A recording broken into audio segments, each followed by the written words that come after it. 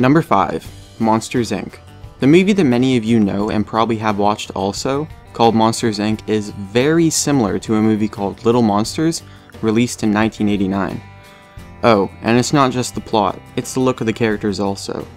Just look at Maurice from Little Monsters and Sully from Monsters Inc.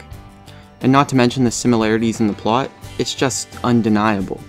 In both movies, they both have characters that abduct children for their own evil purpose, have henchmen, and both main characters befriend a monster they found under their bed.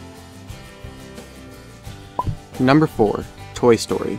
Everyone here knows what Toy Story is, and oddly enough, there's a very similar movie that's called The Christmas Toy. It was released in 1986 and has an extremely similar plot to it. In both films, the toys are only alive when humans aren't around, the main toy is concerned about being forgotten about when their owner gets a new toy, and oddly enough, both toys that they're getting worried about replacing them are cocky toys from outer space. Number 3. Snow White.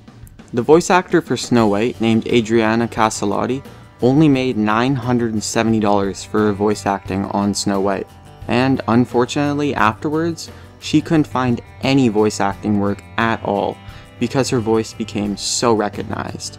And during the production of the movie, Disney always kept a large amount of animals for the animators to use as reference. Talk about a free petting zoo at lunch break.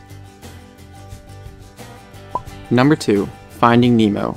The famous movie Finding Nemo was strikingly similar to another movie called Pierrot Le Poisson Clown.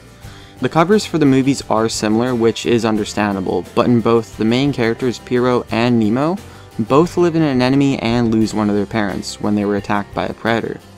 The author of this book, named Frank LeCalvez, wrote it in 1995, and then later in 2003 filed a lawsuit against Pixar for them allegedly ripping Calvez off and plagiarizing from his book.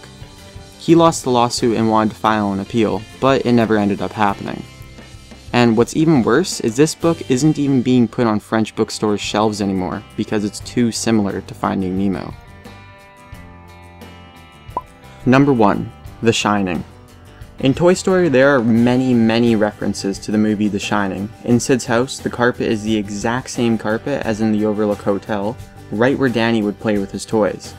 And in Toy Story 3, in one scene, there's a toy monkey watching surveillance cameras, and you can see a cube with the same carpet pattern on it.